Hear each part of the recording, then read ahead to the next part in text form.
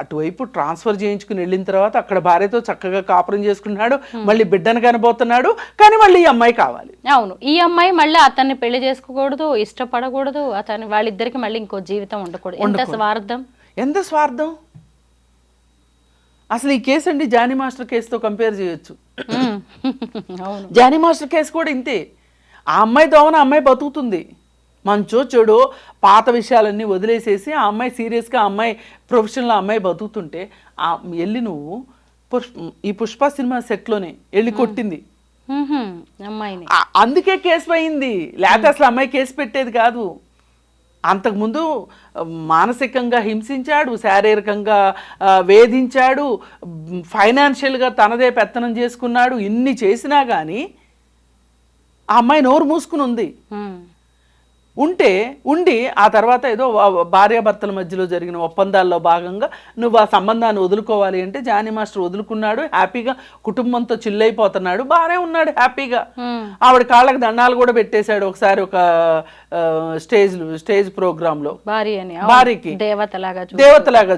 అన్నీ బాగానే ఉన్నాయి. మరి ఇంత బాగున్నప్పుడు నువ్వు మళ్ళీ ఆ అమ్మాయి దగ్గరికి వెళ్ళాల్సిన అవసరం ఏంటి? వెళ్ళి అమ్మాయిని కొట్టబట్టే కదా అమ్మాయి ఇంకా విసిగిపోయి ఇంకా వేరే మార్గం లేక పోలీసులను ఆశ్రయించింది. మొన్నటిదాకా ఏం మాట్లాడారు పెయిడ్ ఆర్టిస్టులు కొంతమంది, అమ్మాయే కదా ఇష్టంగా ఉంది, ఆ అమ్మాయే కదా ఒక అత్యాచారం చేసిన వ్యక్తితోటి అంత సంతోషంగా ఎలా ఉంటుంది, ఇలాంటి 100 లా పాయింట్లు లాగారు. ఇప్పుడు వేధింపులు నిజమే అని చెప్పి ఛార్జ్ షీట్ వేశారు. ఇప్పుడు చెప్పండి వచ్చి ఏం చెప్తారు? అందుకని ఈ అహంకారమే, ఈ అహమే మనుషుల్ని దెబ్బతీస్తుంది. ఎంతటి వాళ్ళైనా చట్టం ముందో, న్యాయం ముందో, ధర్మం ముందో, నైతికత ముందో తల వంచాల్సిందే ఎవరైనా సరే. ఎవరు ఇక్కడ హీరోలు కాదు. అవసరమైతే పరిస్థితులు అడ్డం తిరిగితే అందరూ జీరోలే. అలా ఆలోచించిన వాళ్ళు చాలా సుఖంగా ఉంటారు. నిజమే మేడం. ఈ అహంకారం కనుక లేకపోతే ఈ ఇద్దరు జీవితాలు ఇలా అయ్యేవి కాదు. కాకపోతే వాళ్ళు బతికున్నారు, వీళ్ళు చచ్చిపోయారు, అంతే తేడా. కానీ ఇప్పుడు భార్య మీద కూడా ఉంది కేసు. జానీ మాస్టర్ విషయం ఆమె చేసింది. ఆమె చేసి పైగా డబ్బులు ఉన్నాయి కదా అని చెప్పి మీడియా ఛానల్స్కి కొని ఆ అమ్మాయి చెడ్డతనం గురించి పుంకాలుగా చెప్పించారు. ఎంత చెప్పినా ఎంత చేసినా నిజం నిప్పు లాంటిది. ఆ అమ్మాయి దగ్గర ఆధారాలు ఉన్నాయి, చూపించింది. ఎంత హెరాస్ చేశారు. ఏదో ఒకరోజు అయ్యగారు ఎప్పుడో ఒకరోజు ఏదో మత్తులో బాంబేలో ఆ రోజు హోటల్లో అని కథ మొదలెట్టుంటాడు. అదే అమ్మాయి చక్కగా రికార్డ్ చేసి ఉంటుంది.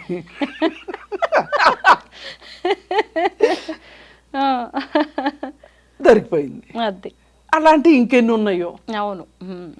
అందుకని మనం చాలా సింపుల్గా తీసుకుంటున్నాం. కానీ ఈ విషయాన్ని ఈ అహంకారంతో నేను మగవాడిని, నేనేం చేసినా చెల్లుబాటు అవుతుంది అనే ఒక మనస్తత్వంతో చేసే వాళ్ళందరూ వాళ్ళు నష్టపోయేది కాకుండా వాళ్ళ పక్కనున్న వాళ్ళు కూడా నష్టపరిచి బాధ్యతలు మర్చిపోయి ఇలా చేసేవాళ్ళు ఏ శిక్షకైనా అర్హులే.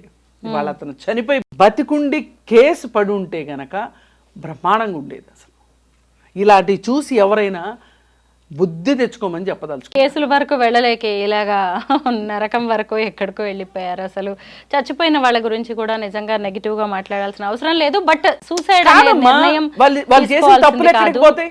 ఇప్పుడు చనిపోయినంత మాత్రాన తప్పులన్నీ చెప్పారు సొసైటీకి. వీళ్ళు ఇప్పుడు ఏం మెసేజ్ ఇస్తారు చెప్పండి? ఒక బాధ్యత గల ఉద్యోగస్తులు బతికి కనీసం చేసిన తప్పుని సరిదిద్దుకున్నా బాగుండేది. పైగా వీళ్ళందరూ కూడా చూస్తే చాలా పేదరికం నుంచి వచ్చిన వాళ్ళ కష్టపడే ఉద్యోగాలు సంపాదించుకొని తినే టైంకి ఇవన్నీ ఏంటి? అసలు వాళ్ళ గవర్నమెంట్ ఉద్యోగం దొరకటం ఎంత కష్టంగా ఉంది. అక్కడ కానిస్టేబుల్ ఉద్యోగం అయినా సరే. నిజమే. అందుకని ఇలాంటివి చూసైనా సరే కనువిప్పు కలగాలని చెప్పి నేను కోరుకుంటున్నాను. నిజమే మేడం. వివాహేతర సంబంధాలు ఎప్పుడూ విషాదంతాలే. అసలు ఇలాంటి వాటి వల్ల పెద్దగా ఒరిగేదేమీ ఉండదు. బట్ మీ ముగ్గురి కారణాలు ఏమైనా అయ్యుండొచ్చు. చనిపోకుండా ఉండాల్సింది. సమాజానికి ఇంకో రకంగా వాళ్ళు వాళ్ళ జీవితాలని మార్చుకొని చూపించాల్సింది. ముగ్గురు చనిపోయారు మేడం. ఒకవైపు ఎస్ఐ సాయి కుమార్, ఇంకొక వైపు చూస్తే కానిస్టేబుల్ శృతి, ఇంకొక అతను కంప్యూటర్ ఆపరేటర్ నిఖిల్. వీళ్ళందరూ కూడా దాదాపు ఒకే చోట పని చేసిన వాళ్ళు. ఇలా ఈ ముగ్గురు చనిపోవడం మీద అసలు ఏం జరిగింది అనే దాని మీద ఎవరికి కూడా ఒక స్పష్టత అనేది రావట్లేదు. మీ దగ్గర ఉన్న ఇన్ఫర్మేషన్ ఏంటి దీనికి సంబంధించి? ఏం లేదండి, దీని మొత్తం బ్యాక్ అండ్ స్టోరీ వివాహేతర సంబంధం, సింపుల్. దానికి 3 కుటుంబాలు బలైపోయాయి. ఎట్లా అంటే, ఇప్పుడు ఈ సాయి కుమార్ భార్య మళ్ళీ ఇప్పుడు గర్భవతి, ఇంతకుముందు ఒక బాబు ఉన్నాడు. పైగా సాయి కుమార్కి ఇంకా బాధ్యతలు కూడా ఉంటాయి కదా, భార్య కాకుండా తల్లిదండ్రులు. అటు నిఖిల్ మీద ఎన్నో ఆశలు పెట్టుకున్న తల్లిదండ్రులు, ఎన్నో బాధ్యతలు ఉన్న నిఖిల్, అలాగే ఈ అమ్మాయి శృతి వాళ్ళ తల్లిదండ్రులు, తోబుట్టులు, ఆ కుటుంబం ఎంత బాధపడుతుంది. అసలే ఆ అమ్మాయి జీవితం ఒక పెళ్ళి, విడాకులు, దానికి సంబంధించిన బాధలో ఆ అమ్మాయి ఉండొచ్చు, ఆ అమ్మాయి తల్లిదండ్రులు కూడా మా తర్వాత మా అమ్మాయికి తోడెవరు అనే ఒక వ్యధలో వాళ్ళు ఉంటారు.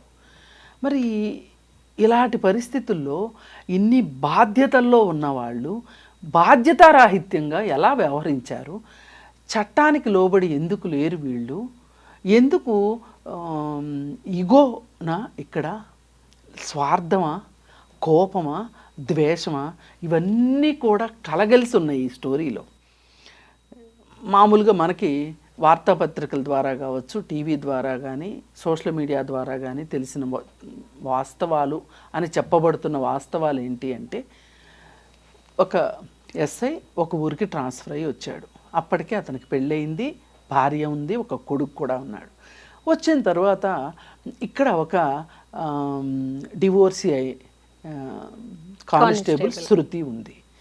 అలాగే ఆ ఆఫీస్లో పనిచేసే కంప్యూటర్ ఆపరేటర్ ఉన్నాడు. ఈ కంప్యూటర్ ఆపరేటర్ మధ్యవర్తిత్వంతో వీళ్ళిద్దరికి స్నేహం కుదిరింది అని చెప్పి రాశారు. అయితే ఈ స్నేహం ఇలా ఉండగా మరి అతను ఆమెని పెళ్లి చేసుకుంటాను అన్నాడు అనేది ఒక మాట. మరి భార్య ఉండగా ఎలా చేసుకుంటానన్నాడు అనేది ఒక $1 మిలియన్ క్వశ్చను. అయితే ఈమె కాస్త సర్దుకుపోతే ఒక సంబంధాన్ని కొనసాగిద్దామని అనుకున్నాడేమో అతను. భార్య ఎలాగూ సర్దుకుపోవాల్సిన అవసరం ఆవిడికి లేదు, కానీ ఈమె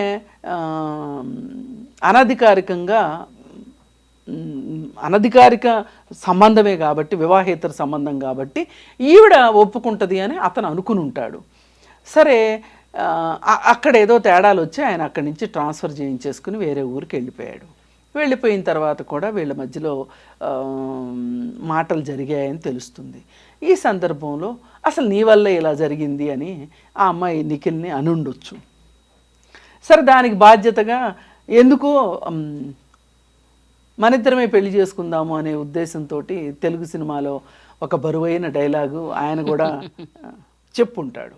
సరే, దానికి ఆవిడ కరిగిపోయి సరే వాళ్ళిద్దరూ మళ్ళీ స్నేహంగా ఉండటం మొదలెట్టి వాళ్ళు పెళ్లి చేసుకోవాలనుకున్నారు. దీనికి ఏ ఒక్కరి నుంచి వ్యతిరేకత ఉండటానికి వీల్లేదు. చట్టపరంగా కావచ్చు, సాంఘిక పరంగా కావచ్చు, వ్యక్తిగతంగా కావచ్చు, ఏ అడ్డంకులు లేవు వాళ్ళిద్దరి పెళ్ళికి. కానీ సైంధవుడిలాగా ఈ ఎస్ఐ అడ్డం పడ్డాడు. నువ్వు చేసుకోవడానికి వీల్లేదు అతన్ని, నువ్వు నాదానివి, నాదానిలా ఉండాలి. నాకు భార్య ఉంటే ఏమైంది,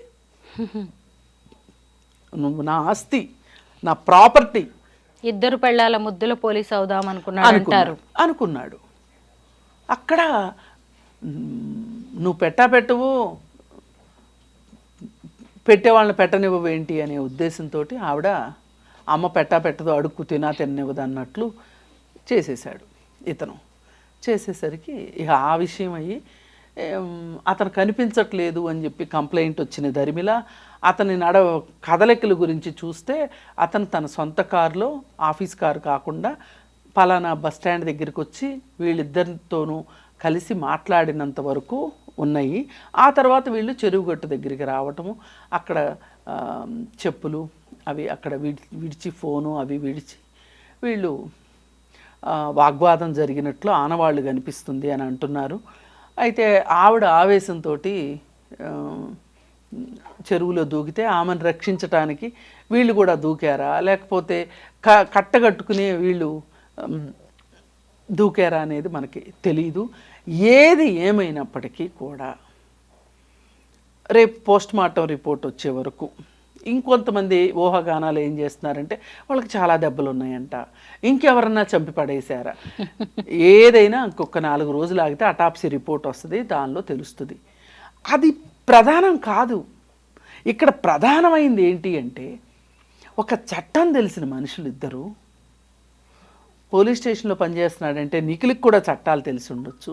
చట్టాలు తెలిసిన ముగ్గురు ఇలా అపసవ్య మార్గంలో వెళ్ళి ఇలా జీవితాలని అంధకారంలోకి, చనిపోయిన వాళ్ళు బాగానే ఉంటారు, వాళ్ళకి ఏం తెలుసు చెప్పండి, చనిపోయాక ఏం తెలుస్తుంది, ఏం తెలీదు. ముగ్గురు బాగా చదువుకున్న వాళ్ళు, బాధ్యతాయుతమైన ఉద్యోగాల్లో ఉన్నవాళ్ళు, సమాజానికి ఎంతో చెప్పాల్సిన వాళ్ళు, వాళ్ళే ఇంకా తమ సమస్యను తాము పరిష్కరించుకోలేక మిగతా వాళ్ళకి ఏం చెప్పలేక సూసైడే శరణ్యం అనుకున్నారంటే అసలు ఇది కరెక్టేనా? అసలు ఇప్పుడు ఇది శరణ్యం అనుకోవటం కాదండి.